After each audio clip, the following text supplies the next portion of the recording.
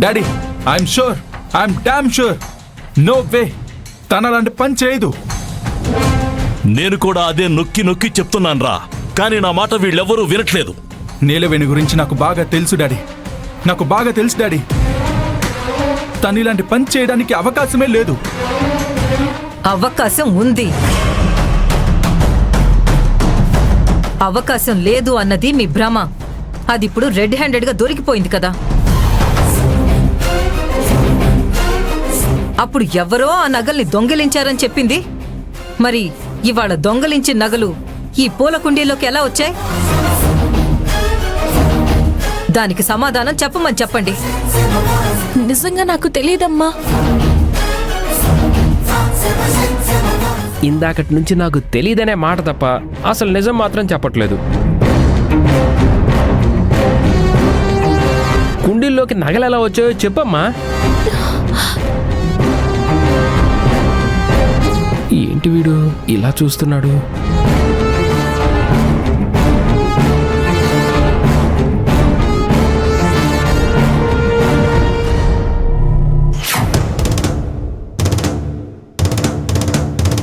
ఈ 3 కుండీలే కదా నీలవేణి బాల్కనీలో పెడతామని చెప్పింది.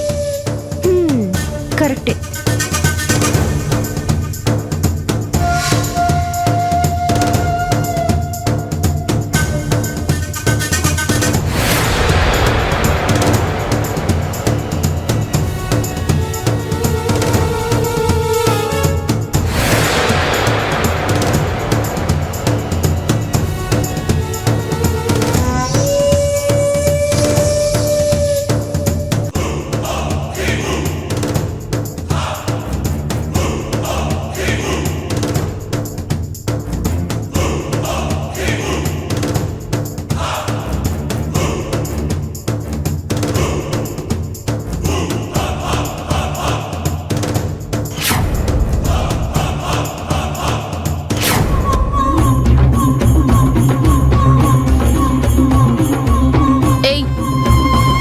అడుగుతుంది నిన్నే కదా, చెప్పు.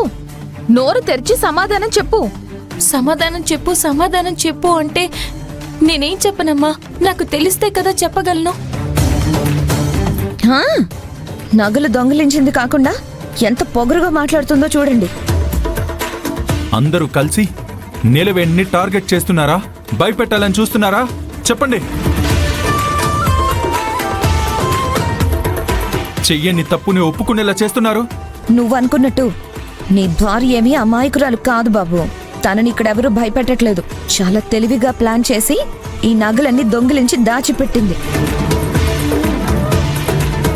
అసలు జరిగిందేంటో తెలుసుకోకుండా ఒక గుడ్డి నమ్మకంతో నీలవేణి ఏం చేయలేదు అని ఎలా చెప్తున్నావు?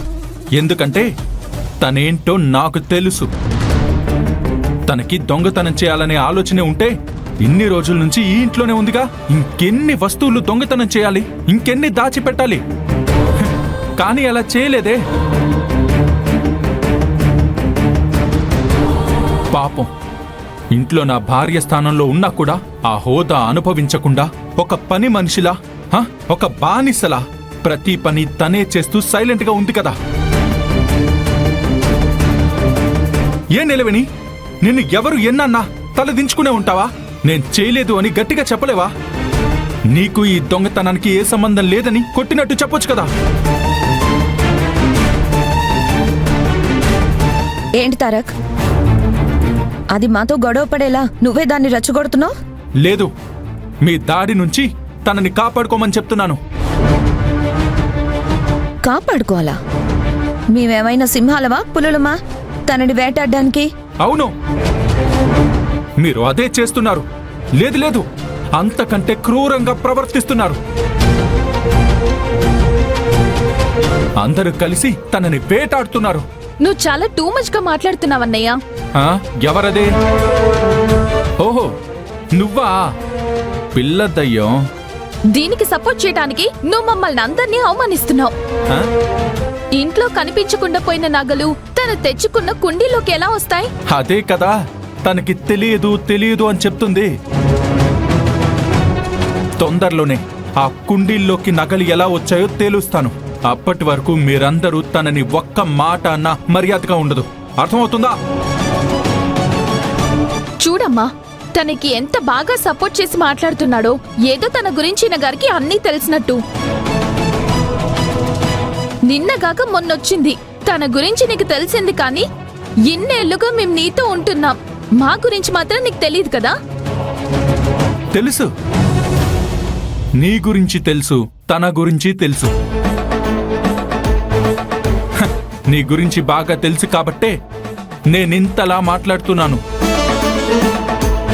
ఇంకో విషయం, ఆ దొంగలిద్దరూ ఈ మధ్యే మన ఇంటి వరకు వచ్చి వెళ్ళారు. ఒకవేళ ఇది వాళ్ళ పని కూడా అయ్యుండొచ్చు కదా.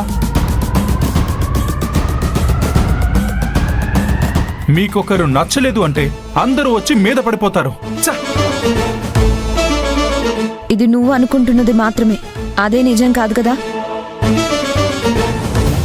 తనని ఎలాగైనా కాపాడాలని నీకు నచ్చింది ఏదేదో నువ్వు మాట్లాడుతున్నావు. అమ్మా, వీడి మాటలతో మనకు సంబంధం లేదు.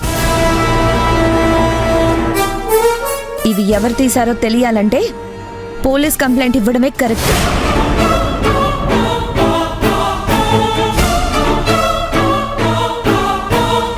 అవునమ్మా, పోలీస్ కంప్లైంట్ ఇద్దాం, వాళ్ళైతేనే నిజాలు కక్కిస్తారు. Correct, perfect. పోలీస్ కేసు పెడదాం. మీరు నీలవేణి మీద కంప్లైంట్ ఇవ్వండి, నేను మీ మీద కంప్లైంట్ చేస్తాను. ఓకేనా? చూసుకుందాం. మా మీద కంప్లైంటా? ఏం మాట్లాడుతున్నావు బామర్ది? మేమేం తప్పు చేసాం? మీరేం చేయలేదా? ఆ రోజు ఆ టెండర్ విషయంలో వేరే క్లయింట్స్ దగ్గర గోల్డ్ కాయిన్స్ తీసుకుని ఆ టెండర్ నాకు రాకుండా చేయలేదా? ఎందుకు ఇలా చేశారని అడిగితే నాకు థ్రెట్ ఉంది, అందుకే నేను ఇలా చేశానని ఎస్కేప్ అవ్వలేదా? దానికి కూడా నేను కంప్లైంట్ ఇస్తాను. పోలీసులు ఇద్దరిని విచారిస్తారు, ఏది నిజమో తెలిసిపోతుంది. అయ్యయ్యో, వీడింకా ఇది మర్చిపోలేదా? పోయి వీడు నా నెత్తి మీద చేయి పెడుతున్నాడు. ఇది అటు ఇటు తిరిగి నా మెడకు చుట్టుకునేలా ఉందే. ఏంటి ఏంటి ఏం మాట్లాడట్లేదు? వెళ్దామా? కంప్లైంట్ ఇద్దామా? చెప్పండి. ఏ సమాధానం లేదా? మాట్లాగిపోయాయా?